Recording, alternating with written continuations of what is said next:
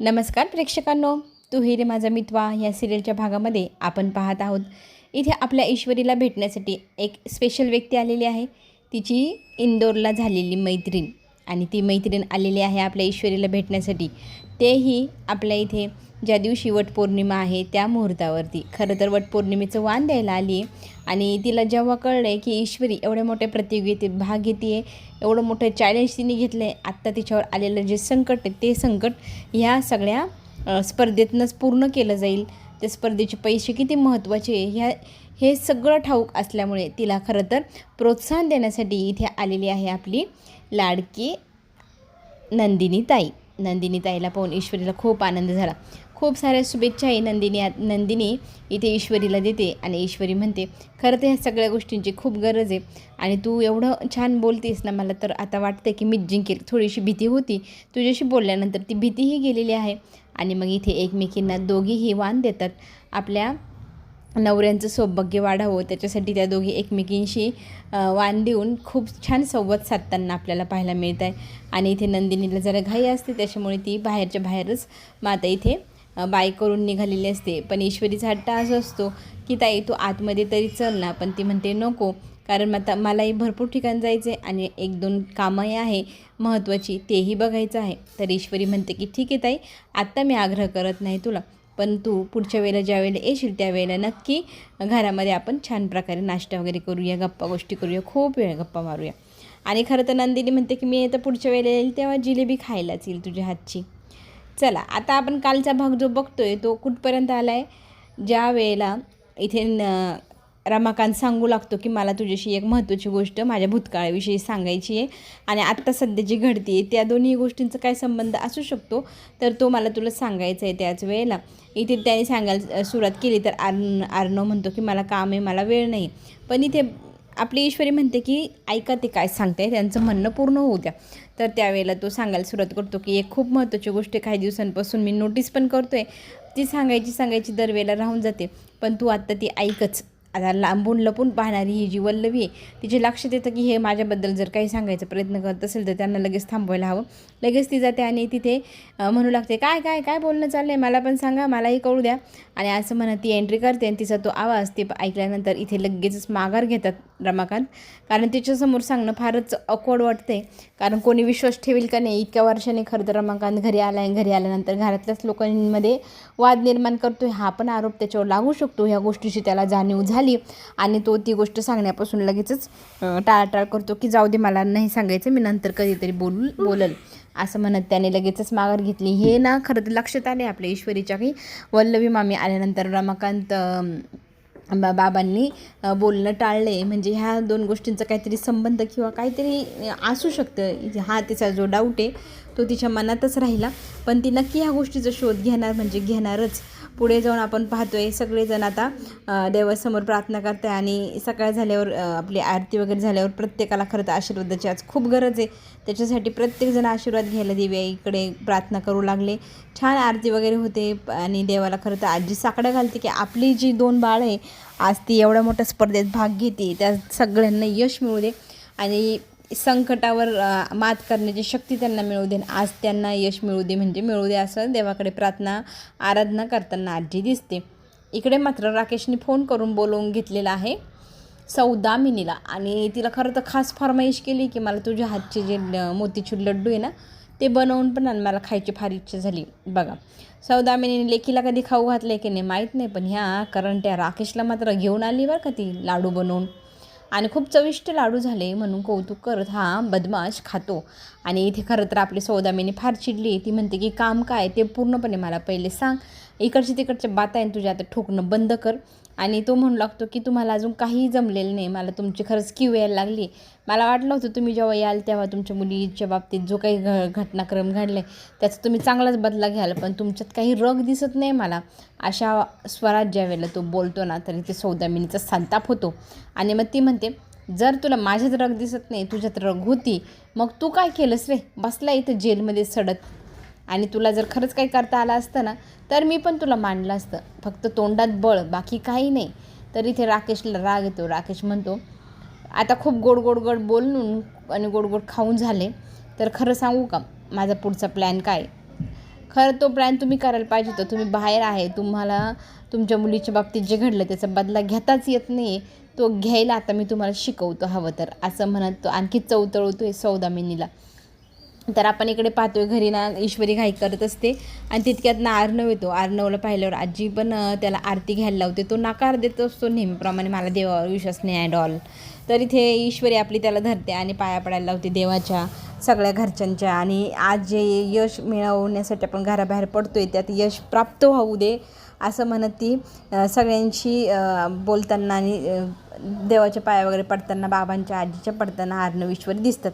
तर ईश्वरी ते म्हणू लागते की आम्हाला खरं तर जायचं आहे बाहेर आणि त्याच्या अगोदर आपल्याला पूजा करायची ताई, तर आपण दोघीजणी मिळून वट सावित्रीची पूजा करून घेऊया. तर इथे ही जी सावित्री आहे तर ती म्हणते की मी आधीच सगळी पूजा वगैरे केलेली आहे, मला काही करायची गरज नाही, मी कुंडीतच बनवलं आणि कुंडीतच पूजाही केली. आता ईश्वरीला वाईट वाटतं की आपली ताई अशी कशी वागते, आपण दोघींनी सोबत वटपौर्णिमेची पहिली पूजा साजरी करायला हवी होती, पण इथे तिने एकटीनेच तिची करून पण घेतली. जरा खटकतंही सगळ्यांना, पण आता सगळेजण त्यांच्याकडे लक्ष देत नाही. प्रतियोगिता स्पर्धा जी आहे ती महत्त्वाची आहे, ती आपण पार पाडायला हवी असं म्हणत सगळेजण लगेच त्या कामाला लागलेले असतात. अर्णव ईश्वरी वेगळ्या गाडीतनं आणि आकाश नम्रता वेगळ्या गाडीतनं जातात. इथे मात्र सौदामिनीला आता राकेश समजून सांगतोय की तुमचं काय चुकलं आहे, तुम्हाला काय जमलेलं नाही. खरं तर तो सांगतो की तुम्ही ना असा बदला घ्यायला हवा होता, डायरेक्ट हे चिटुपिटीचे जे असे जे खेळ आहे ना ते खेळण्यापेक्षा डायरेक्ट त्याच्या गळ्यापर्यंत तुमचा हात पोचायला पाहिजे होतं, तिथंच त्याला दाबून पिळून टाकायला पाहिजे होतं. हाच खरा बदला आहे, तो तुम्हाला जमत नाही. तर इथे मात्र आपण कुणाचाही जीव घ्यायचा नाही किंवा कुणाला मारण्याचा प्रयत्नही करायचा नाही असं इथे सौदामिनी सांगते. आणि जे तुझे बिनडोक जे काही आयडिया आहे ते तुझ्याजवळच ठेव, मी असलं काहीही करणार नाही असं स्पष्ट आणि धडधडीत आता इथे सौदामिनीने सांगितले. कुणाचं जीव घेणं हे काही आपल्या पथ्यात बसत नाही आणि तत्वात पण बसत नाही, त्याच्यामुळे तुझी आयडिया तुलाच ठेव आणि लाडू पण खाय ढोस तूच असं म्हणून ते लाडूही त्याच्या हातात देऊन इथे ती निघते. मात्र राकेश तिला सांगतो की माझ्या डोक्यात ना भयंकर असे विचार येतात, त्याच्यामुळे माझ्या डोक्यात जी आयडिया आहे त्याच्यानुसार तरी मी वागणारच आहे आणि मी हा जो काय माझा बदला आहे तो पूर्ण करेल आणि मी त्या अर्णव आणि ईश्वरीला मात्र जिवंत ठेवणार नाही, तुम्ही बघतच राहाल. तर ती म्हणते की इथे जेलमध्ये बसून तू काय करू शकतोय, काय करूच शकणार नाही, कारण तुझे जे काही आत्तापर्यंतचे प्रताप होते ते पाहता तरी वाटत नाही की तू काही करू शकतो. ठीक आहे, मी माझ्या पद्धतीने करते असं म्हणत सौदामिनी आता तिथून निघते. राकेश मात्र म्हणू लागतोय तुझी पद्धत तुझ्याजवळ, माझी पद्धत माझ्याजवळ, मी माझ्या परीने मला जे करायचं आहे मी ते प्लॅन करून करणार आणि तुम्ही फक्त पाहतच राहाल कसा तुमच्या स्पर्धेमध्ये बूम धम असा धमाका होतो आहे. खरं तर त्याने बॉम्ब प्लॅन केला आहे, स्पर्धेमध्ये प्लांट केलं आहे आणि त्या सगळ्या गोष्टी आता ईश्वरी आणि अर्णवसाठी आहे, त्यांचा जीव घेण्यासाठी आहे. आता हे आपल्याला पुढे समजेलच. इथे आपण पाहतोय रमाकांत जरा टेन्शनमध्ये, त्याला खरं टेन्शन कसलं आहे त्या वल्लवीच्या बाबतीत तो कुणालाही खरं सांगू शकत नाही, कारण त्याच्याकडे एकही पुरावा नाही आहे. तर पुरावा हवा असेल तर तिच्यावर थोडीशी पाळ ठेवायला लागेल आणि तिचा पाठलाग केला तर पुरावाही मिळेल, हेही त्याला आता लक्षात आले. फक्त आता पुरावे असल्याशिवायच बोलायचं, तेव्हा तरच आपल्यावर कोणी विश्वास ठेवल. म्हणून त्याने आता देवाकडे खरं तर प्रार्थना केली की मला लवकरात लवकर पुरावे मिळू दे, म्हणजे मी सगळ्यांना सांगू शकेल की वल्लवीने नक्की काय केले काय, कारण तो तिच्यावर एकदम बारीक नजर ठेवून आहेच. तर आपण पाहतोय आपली प्यारी प्यारी ईश्वरी सुंदरशी तयार होऊन आलेली आहे, नऊवारी साडीमध्ये धमाकेदार दिसते आणि अर्णवची एक क्षणभर पण अशी नजर इकडे का तिकडेही होत नाही आहे असं आपण पाहतोय. आणि ईश्वरीचं ते सौंदर्य ते रूप पाहता ईश्वरी काय बोलते तरी त्याचं लक्ष नसतं. शेवटी ईश्वरी त्यांना हॅलो हॅलो म्हणत त्यांना भानावर आणते आणि म्हणते काय हो काय बघताय, तर तो म्हणतो मी कुठे काय बघतोय, तर ती म्हणते मला ठाऊक आहे माझ्याकडेच एकटक पाहत आहे, मला कळत नाही का, पण आता ना बघायची वेळ नाही, आता ना आपल्याला जायचं आहे स्पर्धेसाठी, पण त्या अगोदर मला पूजेचं सामान घेऊन जराशी पूजा करायची वटपौर्णिमेची, तर वाटेमध्ये मी जर थांबवलं ना तुम्हाला तर चिडचिड करायची नाही, वाटेमध्ये आपण पूजेचं साहित्य घेऊ तेव्हा कोणासमोर माझ्याशी भांडायचं नाही, असं सगळं लहान मुलाला कसं सांगतो आपण, गाडीतनं हात बाहेर काढू नको, शंभूडाल तर पुसून घे, तशी गंमत चालली आहे या ईश्वरीची. चला पुढे आपल्याला हेही पाहायला मिळेल की वल्लवीना जे खोटे दागिने तिने करून आणले ते दागिने व्यवस्थित आता आजीच्या कपाटात पुन्हा एकदा ठेवायची तिची तयारी, ज्या बॉक्समधनं जी गोष्ट काढली त्याच्यात व्यवस्थित ती रचून ठेवणं वगैरे तिचं सुरू झालेलं असतं. आणि रमाकांतने मात्र फार चालाखीने आता हे सगळं काही व्हिडिओ कॅमेरा आपल्या मोबाईलचं ओपन करून व्यवस्थितपणे आता हे शूट करणं त्याने योग्य असं ठरवून घेतले. आणि तेच योग्य आहे, कारण पुरावा तर कोणत्या गोष्टीसाठी पाहिजेच. इथे ना वल्लवी सगळं सामान व्यवस्थित ठेवून निघून जाते, पण तिच्या पर्समधनं एक गोष्ट खाली पडली. ती गोष्ट पाहता आता आपल्याला चांगला पुरावा मिळाला आहे हे आता रमाकांत बोलतो. आणि पुढे आता रमाकांत म्हणू लागतो की आता आपण जो ठसठशीत पुरावा आपल्या हातात मिळवलेला आहे तो जर आपण सगळ्यांना दाखवलं तर सगळेजण आपल्यावर नक्की विश्वास ठेवतील. पण आत्ताही ती कुठेतरी चालली आहे, तर तिचा पाठलाग करणं महत्त्वाचं आहे असं म्हणून हा पुन्हा एकदा तिच्या मागे मागे निघायचं ठरवतो. ती जिथे जिथे जाईल ते सगळं काय आपण आता आपल्याकडे पुरावे सकट ठेवायचं, म्हणजे आपल्याला तिच्याविषयी बोलताना एकदम स्पष्टीकरण आपलं देता येईल आणि ती चुकीची हे आपल्याला सगळ्यांसमोर सिद्धही करता येईल. चला आता आपण पुढे पाहतोय की ईश्वरी आणि अर्णव स्पर्धेला जाण्यासाठी निघालेले असतात. वाटेमध्ये मात्र त्यांना पोलीस अडवतात आणि ते सांगू लागतात की पुढे कर्फ्यू आहे, हा रस्ता बंद करण्यात आलेला आहे, त्यामुळे तुम्ही ह्या रस्त्याने जाऊ शकत नाही. इतका खडूसपण आता हा पोलीस करताना दिसतोय. तर त्याला इतकी रिक्वेस्ट हंबल करते आपली ईश्वरी आणि अर्णव की आम्हाला खरं तर महत्त्वाचं काम आहे, जाऊ दे. पण हा पोलीस आहे ना, हा डॅम्बिस, हा काही गेला तिला जाऊ द्यायला तयार नाही आणि माघारी फिरा असं म्हणत तो मागे फिरायला लावतो. आणि एक वेगळ्याच रस्त्याने जर आपण गेलो तर आपण लवकर पोचू असं इथे अर्णवला वाटतं, म्हणून अर्णवनं काट्याकुट्या जंगलातनं ती गाडी आता पुढे घेऊन जाण्याचा प्रयत्न करताना पाहायला मिळेल. आता इथे आपण पाहतोय वल्लवीच्या खोलीमध्ये रमाकांत गेलेला आहे आणि रमाकांत खरं तर काय शोधतोय, पुरावे, आणखी काही पुरावे मिळाले तर. आणि जे आता खोटे दागिने प्लॅन्ट केले तर खरे दागिने पण असायला हवे ना. त्याला असं वाटतं की खरे दागिने तिच्या खोलीत लपवलेले असेल, तर त्या खोलीची झडती घेण्यासाठी तो आला आहे. पण त्याच्या हाती जरा दुसरेच पुरावे हाती लागल्यामुळे त्याला खरं तर खूप मोठा शॉक बसला आहे, तेही आपण पाहू शकतो. अगदी तिच्या खोलीमध्ये तो तिजोरीपर्यंत पोचला आहे, पण त्या तिजोरीपर्यंत पोचल्यानंतर त्याच्यावरती चोरीचा आळ लावील का ही वल्लवी, तेही आपण पुढील भागातच पाहूया. कारण आज आपण पाहतो इथे ईश्वरी आणि अर्णवचा महत्त्वाचा दिवस आहे.